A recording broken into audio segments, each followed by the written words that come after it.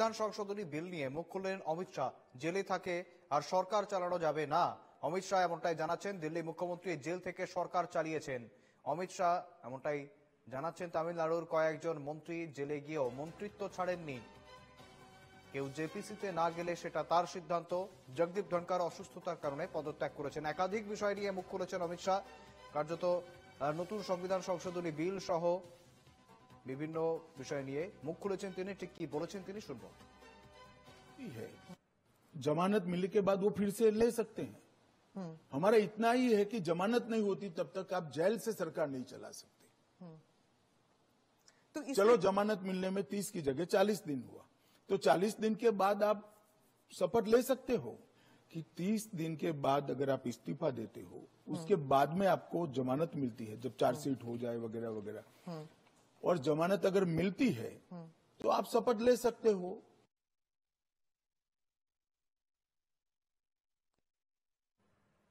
একেবারে যেমনটা জানাচ্ছিলাম, স্বরাষ্ট্রমন্ত্রী অমিত শাহ কার্যত নতুন সংবিধান সংশোধনী বিল নিয়ে মুখ খুললেন কার্যত এবার। এবং জেপিসিতে তৃণমূলের ইতিমধ্যেই জানিয়েছে, তৃণমূল থেকে শুরু করে সমাজবাদী পার্টি তারা কেউ থাকবেন না জেপিসিতে, জয়েন্ট পার্লামেন্টারি কমিটিতে। তবে সেই বিষয়েও রীতিমতো মুখ খুললেন অমিত শাহ। সঙ্গে রয়েছেন প্রতিনিধি বাসব রায়। বাসব, কার্যত একাধিক বিষয় নিয়ে কথা বললেন স্বরাষ্ট্রমন্ত্রী অমিত শাহ। একাধিক বিষয় উঠে এসছে তার বক্তব্যে, মূলত ঠিক কোন কোন বিষয়ে বিশেষভাবে নজর রাখতে হচ্ছে? হ্যাঁ, সেটা হচ্ছে অমিত শাহ আজকে 130তম সংবিধান সংশোধনী বিল সেটা নিয়ে কথা বলেছেন। তিনি স্বাভাবিকভাবে তিনি নিজেই এই বিল এনেছিলেন, তো এটা স্বাভাবিক যে তিনি এই বিলের পক্ষেই কথা বলবেন, সেটা নিয়ে কোনো সন্দেহ কারোরই রাখা উচিত না। তিনি কি বলেছেন সেটা হচ্ছে মূল্যবান। বলছেন যে এই বিল এলে কেউ জেলে থেকে সরকার চালাতে পারবে না। নাম না করে তিনি দিল্লির মুখ্যমন্ত্রী অরবিন্দ কেজরিওয়ালের কথা বলেছেন। এছাড়া আরো বলেছেন তামিলনাড়ুর বেশ কিছু মন্ত্রী, বিশেষ করে সেন্থিল বালাজি, তিনি জেলে গিয়েও তিনি শিক্ষামন্ত্রী ছিলেন, পদত্যাগ করেননি। এবং পশ্চিমবঙ্গের কথা তিনি উল্লেখ করেননি, তবে আমরা জানি পশ্চিমবঙ্গেরও দু একজন মন্ত্রী জেলে গেছিলেন, কিন্তু তারা তখন পদত্যাগ করেননি। এর বিরুদ্ধে একটা বিল আনা হয়েছে, যেটা নিয়ে লোকসভায় প্রবল বাদানুবাদ হয়, রাজ্যসভাতেও হয়। তো এই বিলটা এখন জেপিসিতে গেছে। অমিত শাহ এই বিলের পক্ষে রয়েছেন।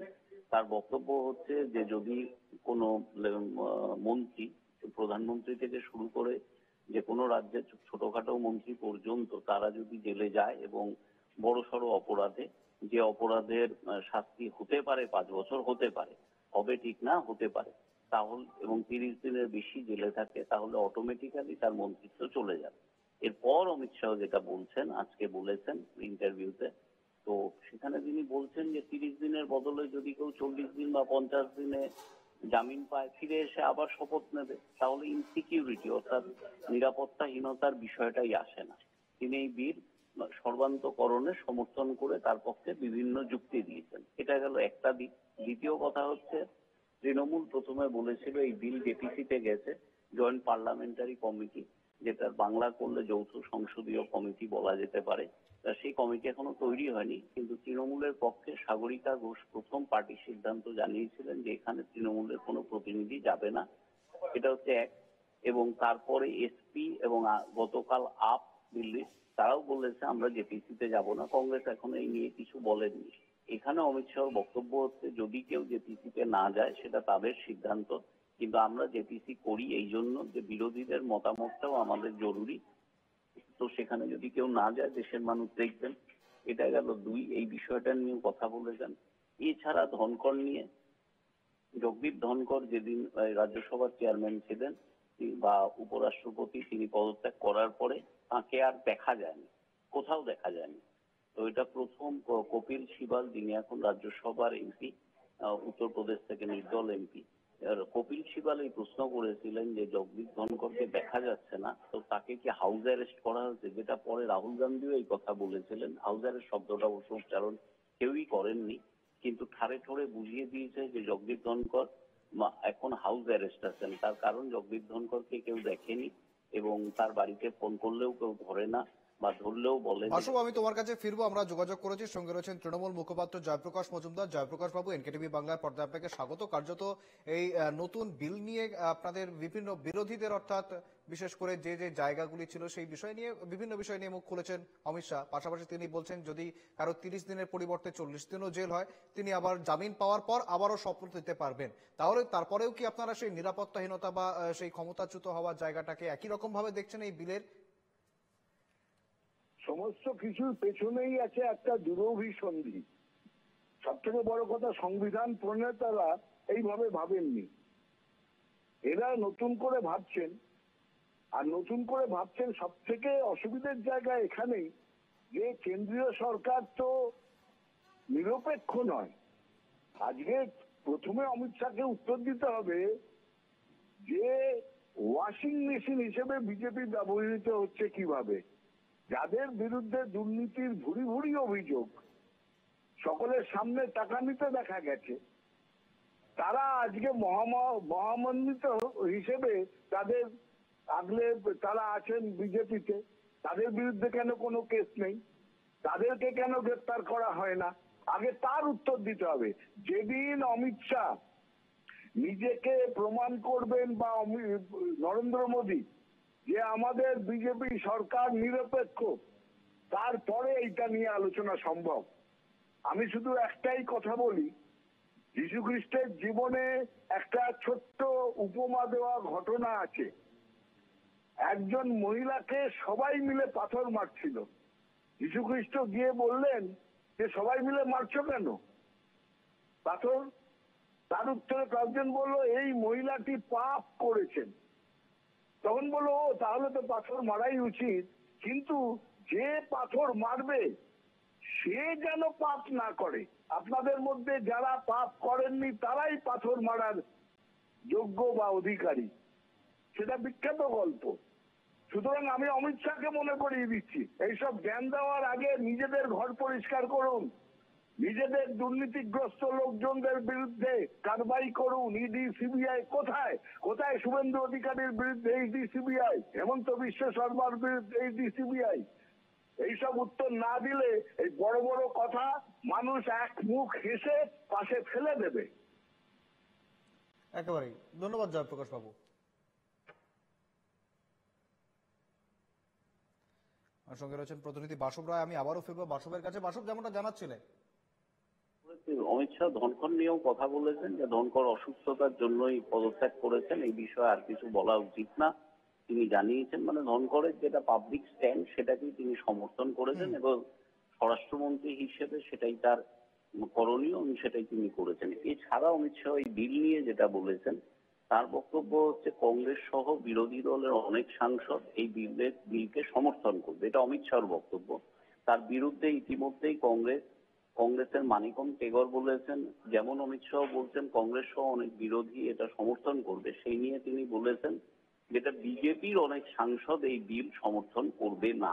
একই কথা আরজেডির মনোজ ঝাও বলেছেন যে এই বিল এমন বিল, এটা হচ্ছে কালা কানুন এবং এই কালা কানুনে বিজেপির লোকজনই সমর্থন করবে না। আর গতকাল মল্লিকার্জুন খার্গে একটা পোস্ট করে বলেছিলেন বিজেপি প্রথম ভোট চুরি করেছিল, এখন সত্তা বলতে সরকার চুরি করতে চায়। তো এই বিল নিয়ে একটা বিতর্ক চলছে। তো সেই বিতর্কে বলা যায় অমিত শাহ আজকে তার স্ট্যান্ডটা ক্লিয়ার করলেন। এছাড়া অমিত শাহ যখন গুজরাটের স্বরাষ্ট্রমন্ত্রী ছিলেন তখন বাসু, আমি তোমার কাছে ফিরবো। আমরা আবার যোগাযোগ করেছি, সঙ্গে রয়েছেন কংগ্রেস নেতা সৌম্য আইচ। সৌম্যবাবু, এনকেটিভি বাংলার পর্দায় আপনাকে স্বাগত। কার্যত এই যে নতুন 3টি বিল এবং তা নিয়ে সংবিধান সংশোধনী বিল নিয়ে কার্যত তোলপাড় জাতীয় রাজনীতি। অমিত শাহ তার একটি সাক্ষাৎকার সামনে আসছে, তিনি রীতিমতো বিভিন্ন বিষয়ে কথা বলেছেন এই সংশোধনী বিল নিয়ে, এবং পাশাপাশি তিনি এমনটাও জানাচ্ছেন 30 দিনের বদলে কেউ যদি বেশি দিন জেলে থাকেন সেক্ষেত্রে তিনি জামিন পেলে পরবর্তীতে তিনি আবারও তো নিতে পারবেন শপথ। সেক্ষেত্রে তারপরেও কি আপনাদের যে বিরোধের জায়গা মূলত ঠিক কোথায়?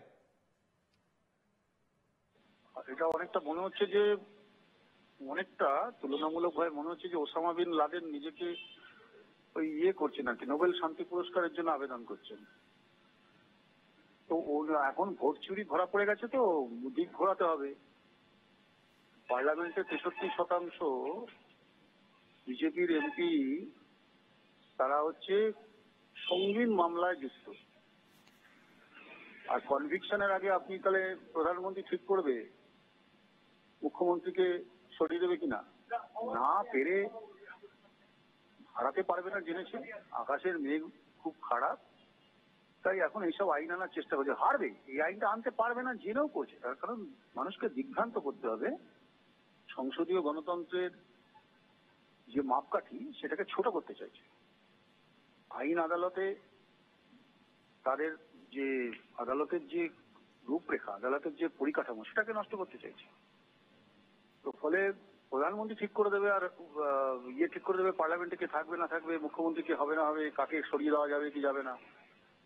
এসব করে আসলে ওরা জানেন যে পৃথিবীতে হারবে, সব জায়গাতে হারবে।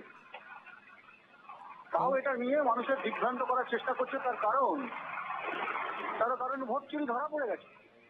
সারা ভারতবর্ষে ভোট চুরি ধরা পড়ে গেছে। অবৈধ সরকার কখনো এসব করতে পারে? সৌম্যবাবু, আরো একটা বিষয় যেটা ইতিমধ্যেই তৃণমূলের তরফ থেকে জানানো হয়েছে, তারা জেপিসিতে থাকবেন না। পাশাপাশি আপ বলুন বা সমাজবাদী পার্টি তারাও বলছেন জেপিসিতে থাকবেন না। কংগ্রেসের অবস্থান ঠিক কি হবে? কংগ্রেস থাকবে, লড়াই করবে। সারা জীবন বিজেপির বিরুদ্ধে লড়াই করেছে, তারা লড়াই করবে এবং আটকাবে, ফলে চেষ্টা করবে। এখন তৃণমূল কি করবে তৃণমূল জানে। তৃণমূল তো সবসময় রণে ভঙ্গ দেবে বিজেপির বিরুদ্ধে লড়াই, এটা নতুন কিছু না। এটা আপনারা নতুন শুনলেন নাকি? আপ বা তৃণমূল যে বিজেপি এমন কাজ করবে না, সন্তুষ্ট হয়, তাহলে ওতে অনেকের কোমরে দড়ি পড়ে যাবে, তাই তারা যাবে না। সৌম্যবাবু, অখিলেশ যাদবের সমাজবাদী পার্টি তারাও থাকছেন না তো জেপিসিতে। সমাজবাদী পার্টিকে জিজ্ঞাসা করুন, আমি কংগ্রেসের তরফে কি বলবো। আমরা বিজেপির বিরুদ্ধে লড়াই সংগ্রামে আছি, বাকিরা কি করবে তারা বলতে পারবে। বেশ বেশ, ধন্যবাদ সৌম্যবাবু।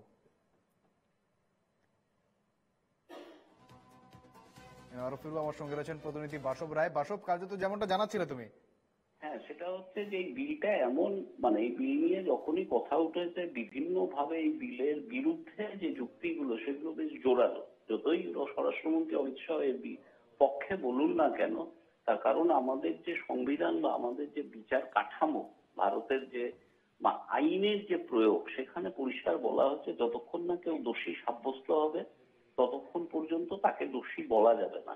এই আইনটায় বলা হচ্ছে যে 30 দিনের বেশি যদি কেউ থাকে, জেলে থাকে বড়সড় অপরাধে, তাহলেই তার মন্ত্রিত্ব চলে যাবে। অর্থাৎ ভারতীয় সংবিধান, ভারতীয় আইনের মূল যে ধাঁচা, সেইটাকে অস্বীকার করছে এই বিল। এটা হচ্ছে এক। আর দ্বিতীয় কথা হচ্ছে, বিরোধীদের বক্তব্য হচ্ছে এটা সাংবিধানিক যে আমাদের কাঠামো, সংবিধানের যে মূল স্পিরিট, মূল আত্মা, তাকেই এই বিলটা বিরোধ করছে। অর্থাৎ এটা অসাংবিধানিক বিল, এটা হচ্ছে বিরোধীদের কথা।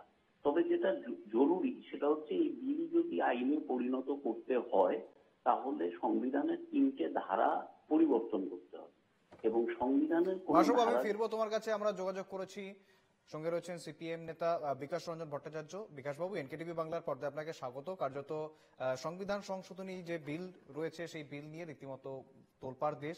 স্বাভাবিকভাবেই ঠিক কিছুক্ষণ আগেই অমিত শাহের একটি সাক্ষাৎকার প্রকাশ্যে এসেছে এবং তিনি বিস্তারিত জানিয়েছেন এই বিল সম্বন্ধে, এবং পাশাপাশি তিনি এমনটাও জানাচ্ছেন যে 30 দিনের বদলে যদি কেউ আরো বেশি দিন অর্থাৎ 40 দিন 50 দিন জেলে থাকেন, সেক্ষেত্রে তিনি পরবর্তীতে ফেরত এসে জামিনে এসেও কিন্তু আবারও শপথ নিতে পারবেন। কার্যত এই যে সংবিধান সংশোধনী বিল এবং পাশাপাশি বিজেপির যে স্ট্যান্ড এবং বিজেপিদের অমিত শাহের যে মন্তব্য এই বিল নিয়ে যেভাবে এক্সপ্লেনেশন দিচ্ছেন, তারা কিভাবে দেখছেন বিষয়টিকে? কিছু মনে করবেন না, এরা তো ভারতবর্ষের সংবিধানের মর্মই বোঝে না। জনপ্রতিনিধিত্ব আইনের মর্মটাই বোঝেননি অমিত শাহ মোদী। কে মুখ্যমন্ত্রী হবেন, কে মন্ত্রী হবেন, এটা ঠিক করে নির্বাচিত সাংসদরা বা নির্বাচিত বিধায়করা। তারা এমনকি যে নির্বাচিত নয় তাকে পর্যন্ত প্রধানমন্ত্রী, মুখ্যমন্ত্রী, মন্ত্রী করতে পারেন ভারতের সংবিধানে এই নিজে আছে। এখন 30 দিন কেউ হেফাজতে থাকলেই তিনি মন্ত্রী চলে যাবেন। 31 দিনের দিন তিনি তখন বেল পেয়ে আসবেন, তখন তিনি আবার মন্ত্রী হবেন। আবার তাকে 30 দিন পর অমিত শাহরা যে কোনো ভাবে মিথ্যে মামলা জড়িয়ে দেবে, আবার তিনি 32 দিনে মন্ত্রী হবেন। এটা তো পুরোপুরিভাবে পরিকল্পনা হচ্ছে দেশে একটা অস্থিরতা তৈরি করা। যত অস্থিরতা তৈরি হবে ততই বিজেপি আরো কিছু সুবিধে মানুষের মধ্যে বিভাজন তৈরি করতে পারবে, মানুষকে দৈনন্দিন জীবনযাপনে অশান্তির মধ্যে ফেলে দেবে। ভারতবর্ষের যে ঐতিহ্য, সে ঐতিহ্যটাকে ধ্বংস করার পরিকল্পনা করছেন এরা। একেবারেই। ধন্যবাদ বিকাশ বাবু। আমার সঙ্গে ছিলেন প্রতিনিধি বাসব রায়। বাসব, তোমাকেও ধন্যবাদ।